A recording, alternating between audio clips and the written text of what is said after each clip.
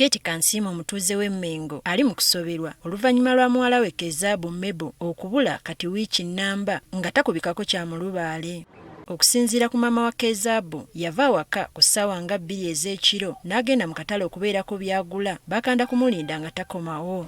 Ekyennaku ono yaleka omwana wa myezi 5 ewaka nga ne mu kugenda teyagenda na ssimu ye. Yafuluma bufulumi n'agamba agenda byagenda okugula akomawo.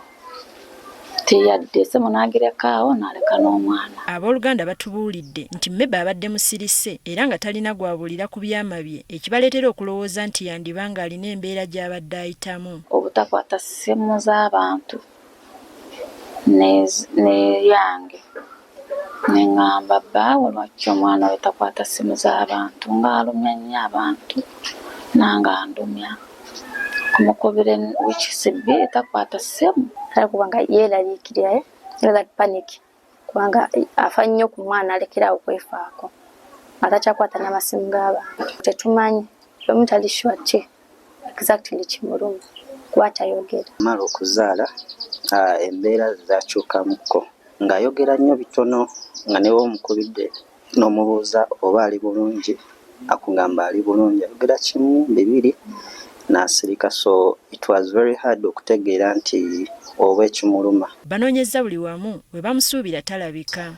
Ne turipotinga twamala okuripotinga then netandika okubuuza twabuuzabuuzaako ne relatives ne friends twali tumanyi nti maybe gyali nebona nga tebamulaba then netutandika okumunoonya netukola search netukola posters postinga mu mawulire mu ku social media. Batuuse n'okugenda mu malwaliro ag'enjawulo okulaba oba ali eyo naye yonna taliiyo. Gendako omulago ku Tuesday nenoonyako nga taliiyo n'amalwaliro ag'okumpimpi ge twali tusuubira. Twogeddeko ne bba wa Mebo gwabeera naye n'atubuulira nti Mebo bwe yali ajja ewa maama we bajja bonna era nga tebalina buzibu bwonna wakati waabwe. Kumuleeta tetwali tetukyankalanye ekyalinga ekitukyankalanyiza ewaka ndowooza kyali kitono kyali kyangoye kati ng'omulaba oluusi abeera birthday kati nemugamba njoliza ku ngoye ezo nga bwe tunoonya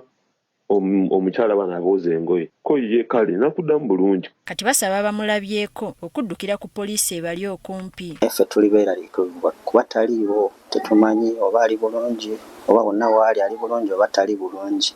Era mutulabiddeko asotuyamba n'akuba ku nnamba sebawandika ku posita wanamutwala ku poliisi eri okumpi. Bwe twogeddeko ne poliisi etutegeezezza nti ku mawulire ge baakafuna bakizudde nti Mebo yali alina embeera ey'okusoomoozebwa gye yali ayitamu nga we yagendera mu katale teyali mu mbeera ze. Abadde alina mental torture.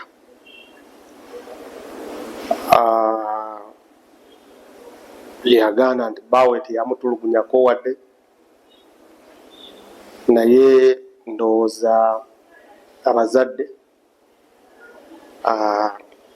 baluddewo okumufunira kansala. Kyokka bakyagenda mu maaso n'okukola ekisoboka okulaba nga bazuula Mebo gy'ali. Kamera ensi eraga engeri gye yatambudde okuva waka paka mu katale nayingira mu katale ate mu katale munda temuli kamera. Teddy Nakaliga agafeeyo ku Spark TV.